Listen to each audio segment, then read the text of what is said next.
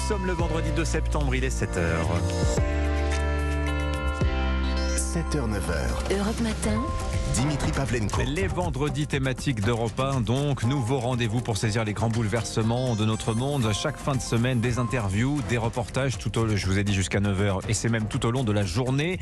Ce matin, le thème s'imposait de lui-même, 24 heures après la rentrée. Où en est l'école de France? C'est une critique qu'on entend régulièrement. Le niveau global des élèves baisse. Les classements internationaux en attestent. La France glisse, mais lentement, mais sûrement. Explication dès le début de ce journal. Alors l'une des solutions passe peut-être par le dédoublement des classes, notamment dans les zones d'éducation prioritaire. On fera le bilan de cette mesure phare du premier quinquennat Macron. Dans l'actualité de ce vendredi aussi, premier conseil de défense sur l'énergie alors que la crise s'aggrave en Alsace. Notamment, vous l'entendrez, on manque d'eau pour faire tourner les centrales hydroélectriques. Et puis, la Pologne réclame des comptes à l'Allemagne, 1300 milliards d'euros d'indemnisation pour les dommages infligés par les nazis pendant la Seconde Guerre mondiale. Le journal Christophe Lamar. Bonjour Christophe. Bonjour Dimitri, bonjour à tous. Ils sont bien rentrés et n'ont pas encore de devoir à rendre. Le coup d'envoi de la rentrée scolaire a été donné hier pour 12 millions d'élèves. On a décidé d'ouvrir le dossier de l'école pour ce premier rendez-vous des vendredis thématiques sur Europe 1. On va commencer par faire un état des lieux de son niveau. Et en la matière, l'école française fait plutôt figure de mauvais élève. Elle ne cesse de glisser dans tous les classements internationaux. Explication Laure d'Autriche. Les élèves de 4e aujourd'hui ont le niveau d'élèves de 5e d'il y a 25 ans. Beaucoup d'enfants français décrochent parce qu'ils ne possèdent pas les fondamentaux, relèvent les experts des enquêtes internationales. De mauvais résultats en particulier en mathématiques et sur les matières littéraires, explique Thierry Rocher qui travaille au service statistique du ministère de l'Éducation nationale. Il y a des fragilités notamment dans l'analyse de textes. Ils s'en sortent plutôt bien quand il s'agit de compétences assez simples du type de localiser une information, alors qu'ils s'en sortent beaucoup moins quand on leur demande de réagir à des compétences plus complexes sur ce texte, c'est-à-dire par exemple se mettre du côté du point de vue de l'auteur, comparer notamment le texte à des expériences antérieures que l'élève aurait vécues, etc. Donc des compétences plus complexes qui sont moins travaillées que dans les autres pays de l'Union européenne. Le gros problème aussi de la France, ce sont les inégalités sociales que l'école n'arrive pas à corriger. Un point positif relevé toutefois par les spécialistes, les élèves français sont plutôt bons dans l'utilisation des outils informatiques et la fabrication de programmes, par exemple, pour résoudre un problème. Laure d'Autriche. Alors l'un des problèmes de l'école en France, effectivement, c'est sa difficulté à gommer les inégalités. C'était l'une des missions des classes dédoublées dans les zones d'éducation prioritaire, les ZEP, mesure phare du premier quinquennat Macron. 12 élèves par classe maximum en CP et CE1. La mesure sera d'ailleurs étendue en 2024 à toutes les classes de grandes sections situées en zone d'éducation prioritaire. Premier bilan 5 ans après, il est plutôt en demi-teinte. Louise Salé. Effectivement, pour le côté positif, moins d'élèves, c'est plus de temps pour chaque enfant. Laura, enseignante de 31 ans, garde un très bon souvenir de son remplacement en CP à Paris en 2021. Au niveau du temps de lecture, il est important que les élèves puissent lire chaque jour. Et l'effectif dédoublé, il permet d'offrir à chacun un temps plus long. La classe, elle est aussi plus silencieuse. Sur le niveau scolaire aussi, il y a du mieux, mais les résultats sont un peu décevants au vu du coût de la mesure. 500 millions d'euros. 5 ans après, donc, les CP-CE1 en grande difficulté en maths et français en zone d'éducation prioritaire sont passés de 40 à environ 30%. La faute peut être à un manque de place et de profs. Camille est professeure des écoles à Vénissieux, près de Lyon. On n'a pas le nombre de salles qui correspond au nombre de classes dédoublées. Donc sur mon école, il y a 4 classes qui fonctionnent à 24-26 avec 2 enseignants dans la même classe. On a enlevé des moyens aussi pour dédoubler les classes. L'inspecteur d'académie du Rhône, il a des consignes du ministère qui lui disent de dédoubler. Donc ça lui coûte tant de postes. Donc les autres classes sont plus chargées à 25, 26, 28 élèves. Certains enseignants auraient préféré que l'ensemble des classes soit limité à 18 élèves plutôt qu'un déséquilibre général. Louise Salé. Les vendredis thématiques d'Europe 1, donc nouveau rendez-vous tous les vendredis, comme le titre vous l'indique. Le dossier du jour, c'est l'école. Je vous rappelle que Laurent Gutiérrez, historien, professeur des sciences de l'éducation, sera notre invité dans quelques minutes. Avec lui, on refera la longue histoire de l'école, l'actualité de ce vendredi.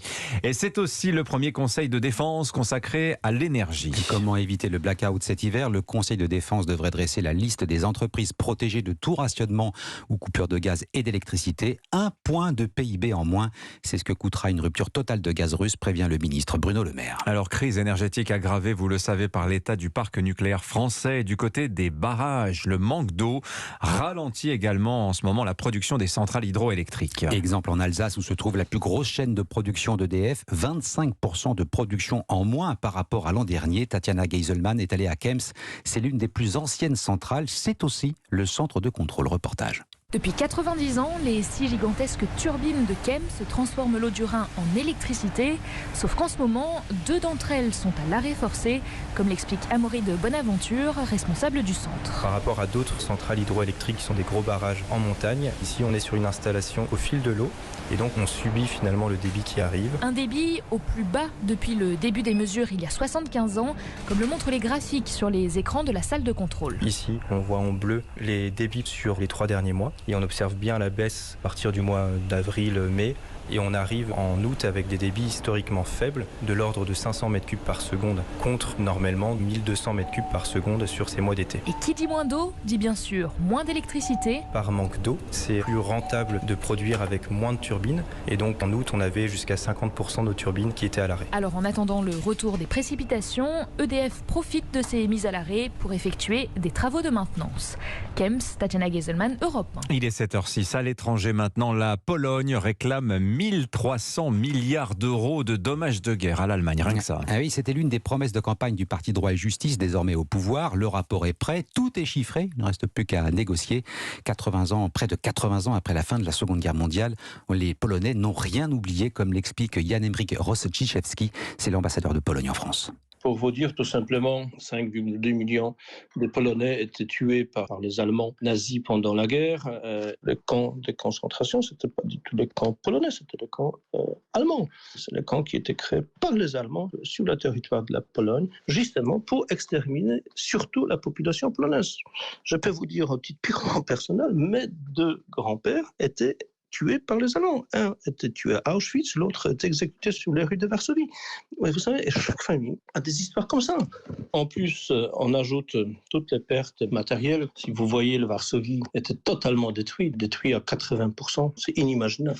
C'est pas la Pologne qui a commencé la Deuxième Guerre mondiale. C'est pas la Pologne qui a tué ses propres citoyens. La Pologne était jamais compensée par les violeurs, qui étaient à ce moment-là l'Allemagne. L'Allemagne nazie, bien évidemment, mais c'était l'Allemagne. Il faut dire que la Pologne, c'était un des rares pays qui n'était pas compensé par l'Allemagne pour différentes raisons, et surtout la raison politique, parce que à l'époque, la Pologne se trouvait sous la domination soviétique. La Pologne ne menait pas sa propre politique étrangère, c'était pas une politique indépendante. Bien sûr, le temps qui a passé depuis, on peut dire, voilà, historiquement, c'est trop tard. Mais jamais c'est trop tard. Ce genre de crimes n'expire pas. Je pense que la population, il faut qu'elle se rappelle, justement, que le genre de crimes gigantesques était causé par l'Allemagne pendant la Deuxième Guerre mondiale.